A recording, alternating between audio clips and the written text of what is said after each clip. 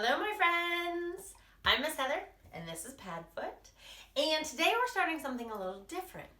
So we asked some of our friends to send us original stories. So that means stories they've made up from their heads and that they wrote down and sent to us. So I have an original story from my friend Leland, who is 9 years old and lives in Ohio. And so we're going to read that today. I'm super excited. I know that he was given 3 words to write a story from. So his words were eagle, hope, and rose.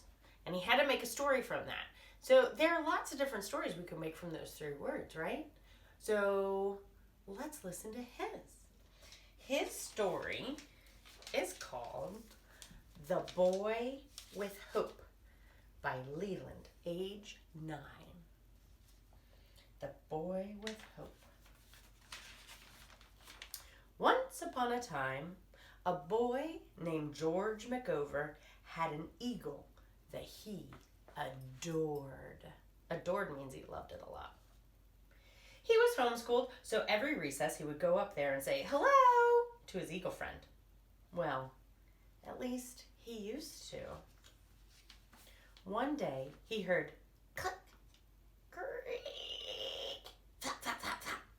He ran upstairs, and in his room was an empty birdcage, an open window, and a rose with a note on it which said, "I've met the one." George showed his mom. And that night, George could not sleep. 10 months later, there was a knock on his window. It was the bird. The eagle said, "Please forgive me. I met another eagle, and now I'm back." The boy said, "I had hoped you'd come back." The end. Written by Leland, age 9, on April 1st of 2020. That's this year. He wrote it just a couple days ago. Oh, I would feel really sad if my eagle had left. Even if my eagle had left a note with a rose on it. How do you think George McOver felt? When the eagle came back, how do you think he felt then? Maybe? Yeah. Padfoot, if you left, I'd feel sad. But I know you were doing things that you really wanted to do. Huh? Well, now that was a story, my friends. Thank you, Leland, for sharing your story with us. You're the very first person that we've read on our channel. I'm so excited to read some more. So, Padfoot and I have found out that out in the world, people are now wearing masks to cover their face. And guess what? My good friend, wait, I gotta find it. My good friend Jody made this mask for me and brought it to my house so that I could wear it when I go outside. When I go out to bike or to walk the dog. Padfoot and I like to take a lot of walks. So on one side is this really pretty cloth. And on the other side is cloth, and it has hands with hearts. Can you see? I love it! So it's weird though, right? People look a little different when they wear masks. Are they still the same person if they put a mask on? Or have they changed? Because it looks a little weird if I can put my mask on. And I bring it down so it covers my mouth. And I put it up so it covers my nose. And I look a little different, don't I? Do I look scary? Maybe. Let me take it off.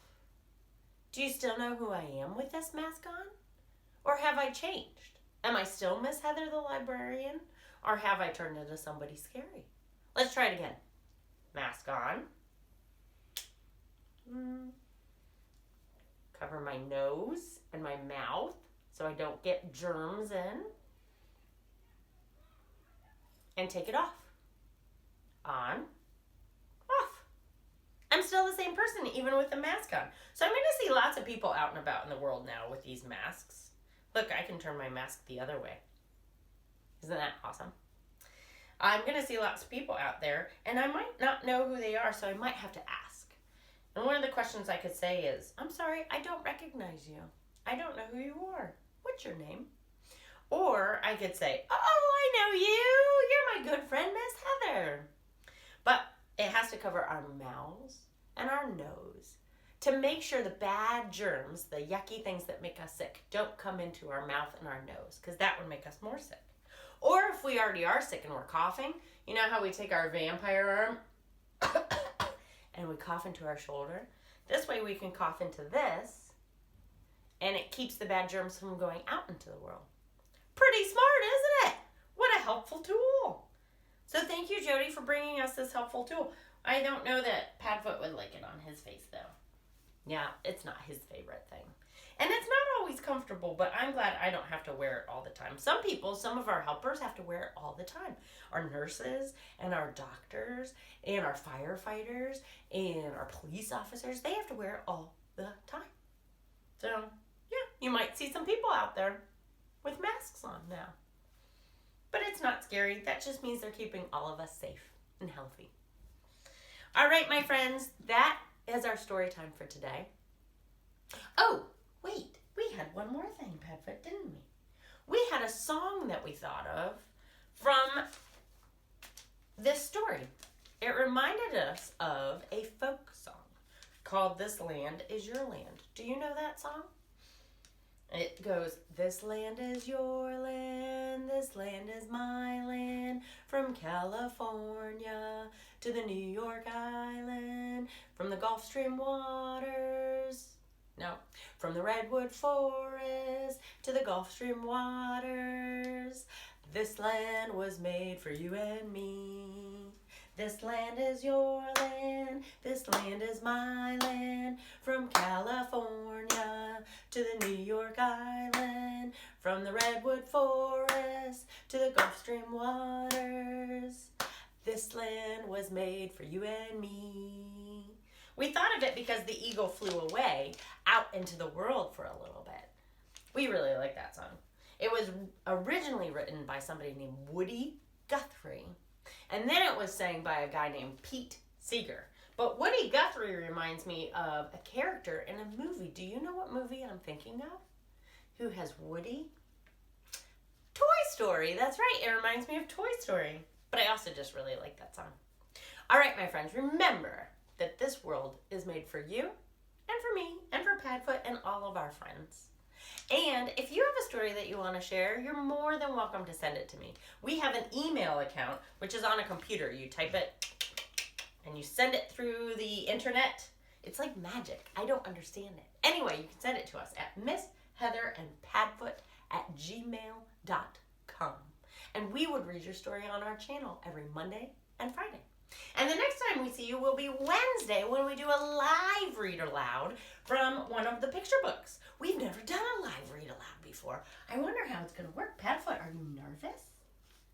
I'm not really nervous. I love to read stories. So on Wednesday, catch us at 10:30 for our live read aloud on Instagram. And then on Friday, we have a friend named Nora who is going to share her story with us. I'm so excited. All right, my friends, remember that we like you just the way you are, and we love you too. Bye-bye.